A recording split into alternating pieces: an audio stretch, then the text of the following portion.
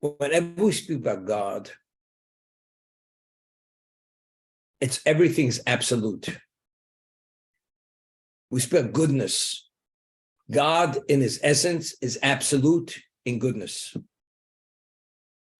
He's perfect on an absolute level. Because if he's the totality of everything, and he's infinite, therefore there's no deficiency. He's absolute. We had said that the objective of creation was to create a setting that man should merit to be part of goodness on an absolute level. So if you could have a relation with God, which is the source of everything, you're a beneficiary of good in an absolute context.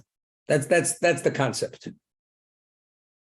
And we said even more than that, according to Ramchal, that if you're able to cleave to that source, even though you're finite in your own context, but if you attach yourself to God and he allows you to attach yourself, you become part of an infinite system. Because you attach yourself to God, who's infinite, and you're part of his infinite goodness. And that's how you become a beneficiary of that. That's the idea. Anything which is absolute is, was, is, and will always be. Now, the human being, in terms of the soul,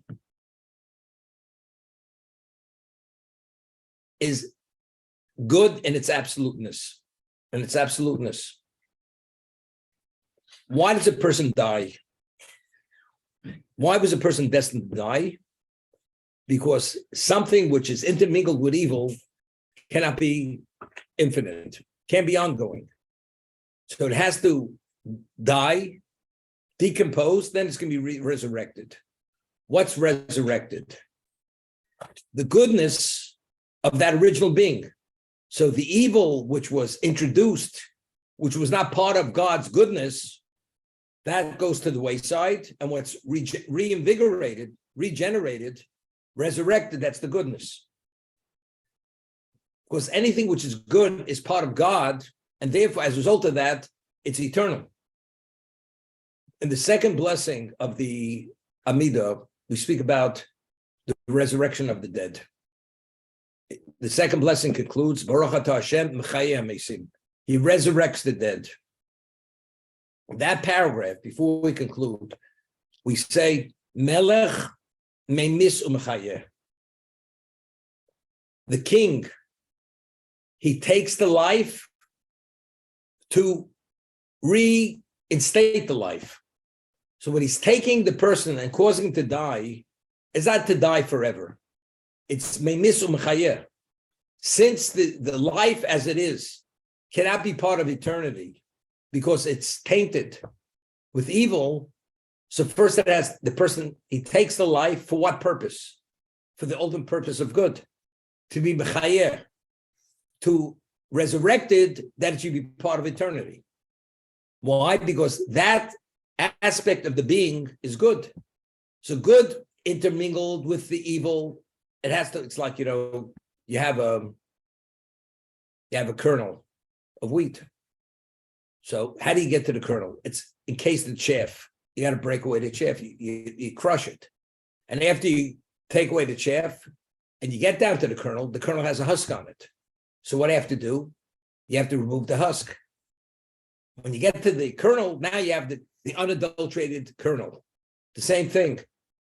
Originally, the body itself had no chaff, had no kernel.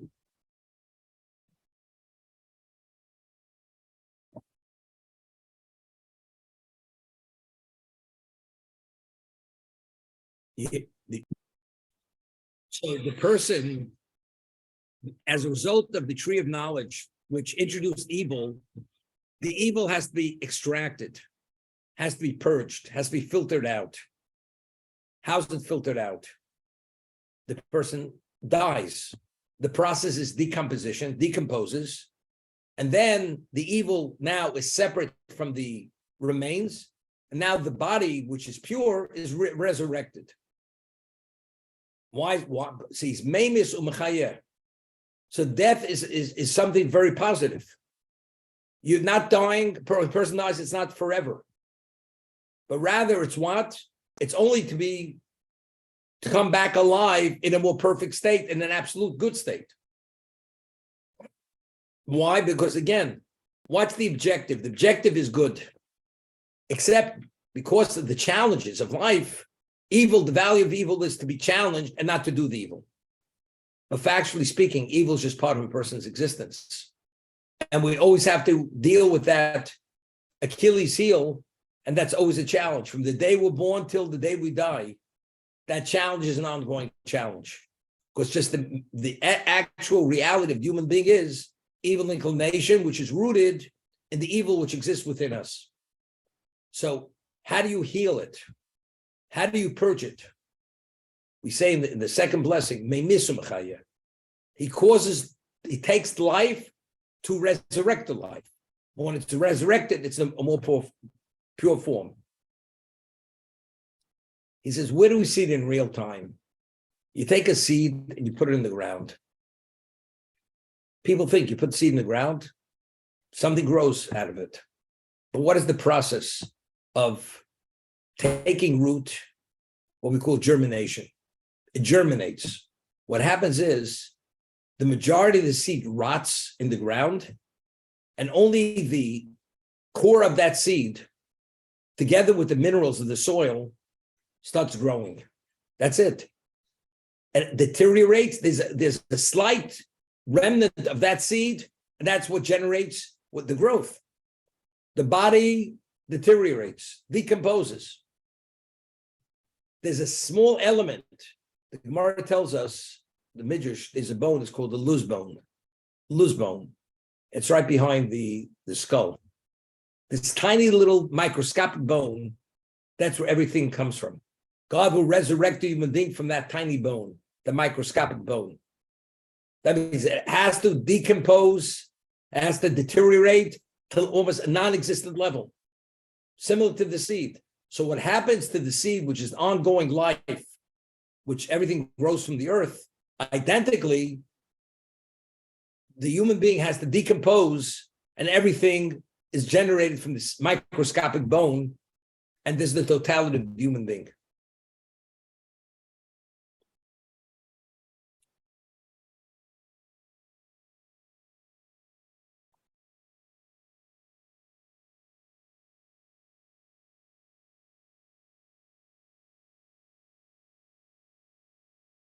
You know, Yirmiyah, Navi, Jeremiah, the prophet, had written Echo. These are the elegies because he witnessed the destruction of the first temple. And this is something we read on Tisha B'Av, the day that we commemorate the destruction of the first and second Beis Hamikdash. And he writes over there in Echo, B'machshakim hoshivani. He placed us in the darkest situation. Darkness, not to be imagined what darkness is. Kimesei olam, like the corpses of the world. So what is that? He destroyed us, kimesei olam. But what are mesei olam? What are the corpses in the ground? They're meant to come back. Of course, it's painful, but the process is what? Ultimately, to bring back the person. The Beis Hamikdash was destroyed. We went to exile, but it's meant to come back. The third temple will be built. The Jews are coming back. The ingathering of the exiles, that's all coming back. But the way it looks now, you're 6 feet under, as they say. You're in exile. You're low man on the totem pole. Discrimination, persecution, Holocaust. That's only in the interim. But ultimately, it all comes back.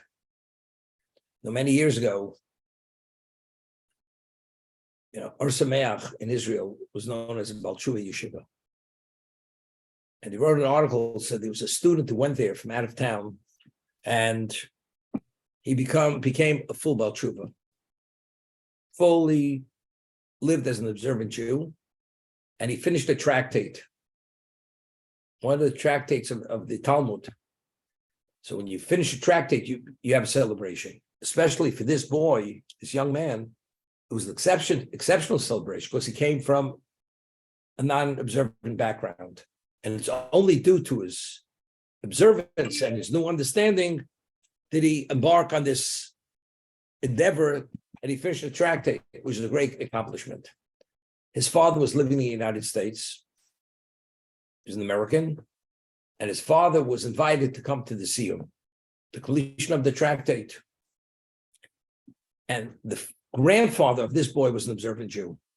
The son chose to give it up, to pursue and live a secular life. But his father was an observant man.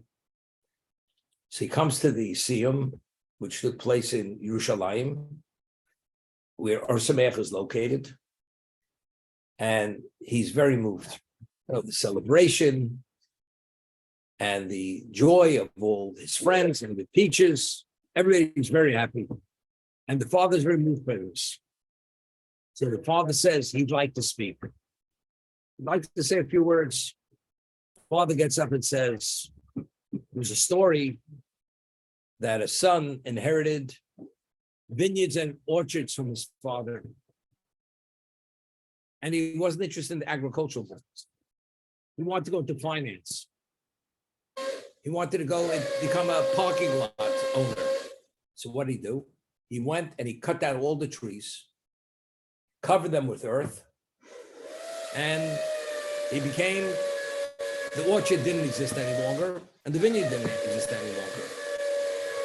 He brought everything to a close. But little did the son know, with time, and then he left it. All of a sudden, the roots started to pierce and penetrate the earth. And originally, the vines that were there, the roots were there, new vines grew, new trees grew, and it started to produce fruit again. So the father says, this is my story. My father planted vineyards and orchards, phenomenal fruits. I chopped down all the trees at the base, but I didn't uproot the roots. The roots are there. And I covered up with soil, not to be recognized that originally there was a vineyard and orchard there. But you understand, you can't stop growth. My son now finishing the tractate, and we're celebrating it. This is a testament that our religion is eternal.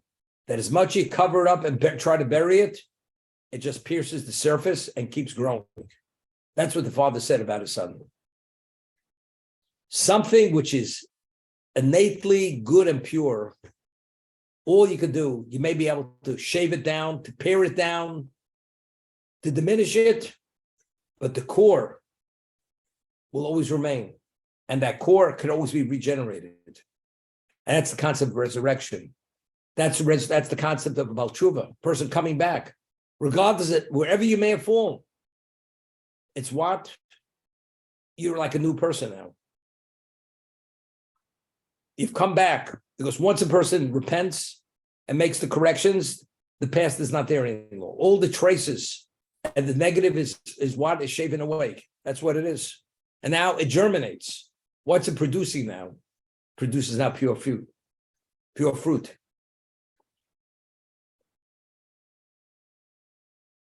The Or Chaim HaKodesh explains, if a person is born without a foreskin, it's a very special time. As we discussed, the foreskin is an indication of what? Of the evil of the tree of knowledge. Adam was created without a foreskin. When he ate of the tree of knowledge, it expressed itself with the foreskin on the male organ. The Jewish people given the mitzvah that because Avraham Avinu, the founding patriarch of Jewish people, he achieved the level of spirituality within himself, that removing this would somehow give him greater access to spiritual channels, access to God. That's why he was given the mitzvah of circumcision. A non-Jew circumcises himself, doesn't give him that access. Why? Because for a non-Jew, it's purely cosmetic. It's superficial. For the Jew, the core is special because of Avram. And therefore, but there's an impediment. Therefore, you have to remove the foreskin. That's what happens. Let's say the father was born without a foreskin. The son probably was born with a foreskin. But if the father didn't have foreskin, why is the son born with foreskin? The answer was innately, the DNA of a human being dictates that the male has a foreskin. And it's out of the ordinary that there shouldn't be a foreskin. But what is normal DNA material? That when the male organ grows, it has a foreskin. What is that? Because every human being is tainted with what? With the impurity of the tree of knowledge. Even if the father circumcises himself, his son's going to be born with a foreskin. And the son has to be circumcised. Even the father's born without a foreskin. The son probably will be born with a foreskin because it's out of the ordinary. A person is born without a foreskin. Why? Because that's innate in the person. Innate in the person, there is this trace of the tree of knowledge, and it continuously expresses itself with this covering, and therefore it continuously has to be removed. You take the kernel, which grew, and you remove the chaff, and now you plant that seed. The new growth that grows, again, you're going to have chaff, you're going to have husk, and you're going to have to get to the kernel. You take the kernel, you plant it again, same thing's happening over again. Now, what's interesting, I once mentioned the Gemara, Cleopatra, who was a queen of Egypt. She had a discussion with one of the rabbis of the Mishnah, of the Talmud, and she wanted, these are the things that bothered her. A man is buried in shrouds. He buried in a clothed state. When he will be resurrected, whether she believed in it or not, but according to the Jewish belief, when he's going to be resurrected, he's going to be resurrected naked or clothed. Yeah, this question bothered her. You understand what goes on people's minds? He's buried in shrouds. The shrouds are going to deteriorate. So now when the new body is formed, he comes out of the ground, does he come out naked or does he come out clothed? That's the question she asked the rabbi. So the rabbi said, we have something, it's called the kal v'chomer from the wheat kernel. You take the wheat kernel, when you put it in the ground, it has no husk, it has no chaff, and it comes out covered with a husk and with chaff.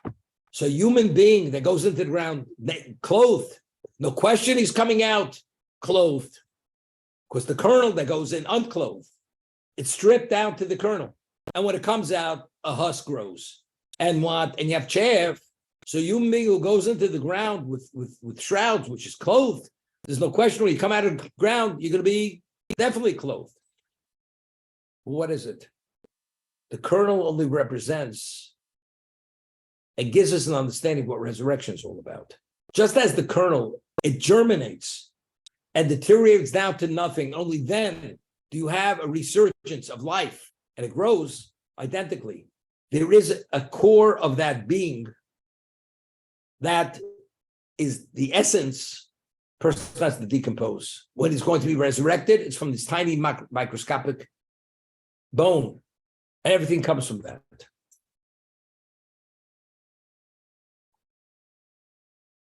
Even when we go into exile, we just read in the Tochen, last week's reading, that even when we're in the land of our enemies, lo ma'astim, lo ga'altim, l'chalosam. I did not despise you. I did not detest you, that you should be annihilated in the enemies. And as much as they want to annihilate you, I didn't abandon you. Even though you deserve whatever suffering in exile you deserve, but to allow you to be annihilated, that I will not allow. Why? What's the reason? Because every good which exists is good forever. That's the part of eternity. As a result of that, God created the world that evil cannot extinguish good, cannot eradicate good. There'll always be good. That's the nature. Evil may have the upper hand and good cannot function, but in its essence, good is there. So therefore, lo mastim, lo galtim. And what does the Talmud say? What does that mean? That even when you're in exile, he allowed there should be a person by the name of Judah the Prince, Rabbi Yehuda Nossi, should author and to redact the oral law. to preserve it for all eternity. Because it would have been just committed to memory, it would have been forgotten. But how could he do it? There was a Roman decree that Jews weren't permitted to study Torah. Because there was a king who was a Roman emperor, his name was Antoninus. He had a special relationship with Judah the Prince. And they would study Torah together. Not only that, ultimately, Antoninus fled and he converted to Judaism. And because in this interim period, he was the emperor, he annulled all the decrees against the Jews. And during this period of time, Judah the Prince, Rabbi Yehuda Nasi, was able to gather all the information, go through it, and establish what the final word is. Okay? So therefore, as a result of that, even when we're in exile, God allows this Jewish education. Among Jews, there was never dark ages. We never had dark ages. The Jews were always literate. Why were they always literate? Because the Jews, we are the people of the book, which is the Torah. What the world is has no relevance to us. A father has an obligation to teach his son. We have to pass on values and knowledge and beliefs. That's all part of it. So it's irrelevant what's around us. But if the father addresses his obligation correctly, and the mother also communicates certain things to the child, then what? Then you're part of eternity. And that's what we say. Or in the land of enemies. They don't even know what this is. They've never seen it before. Doesn't make a difference.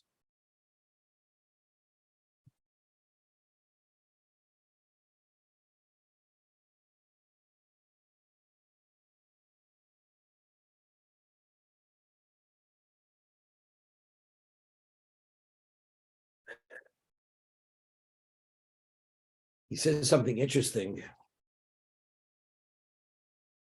The remains of a human being, a Jew is not permitted to be cremated. You have to have in-ground interment. That's where it has to be done. He says that although when a person dies, the neshama leaves the body and goes to the soul world, but there is a degree of life which remains in the bones. It remains in the dust.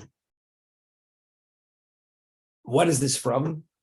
There's a remnant of the neshama which God allows to remain associated with those bones, with the remains, because when it comes to resurrection, the soul, because there's never a full detachment between the soul and the body, the good part of that body, which represents only good, will automatically be resurrected for that reason.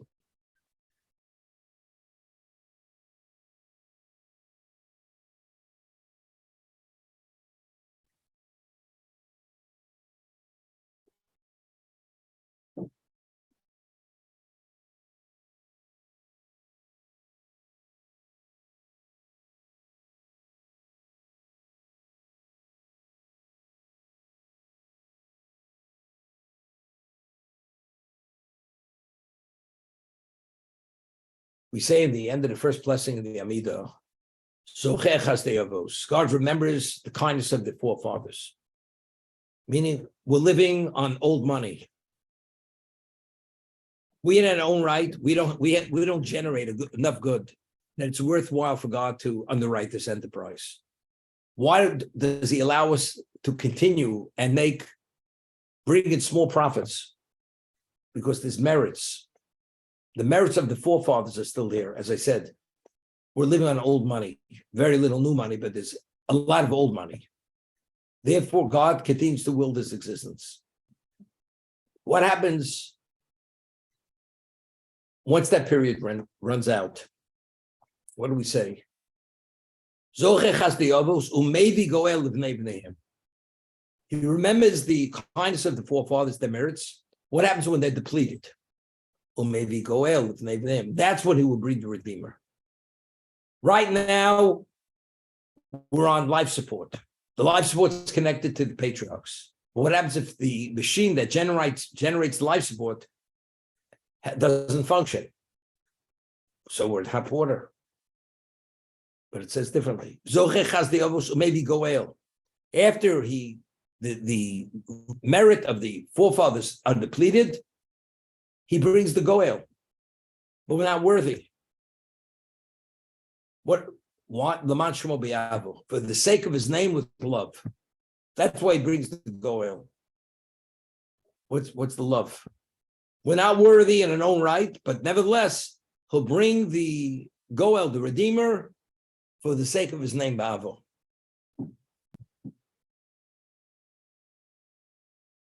What's his name? For the sake of his name. What does God represent? What is he a representation of? His essence is goodness. His totality is goodness. The person is going to merit resurrection, this person.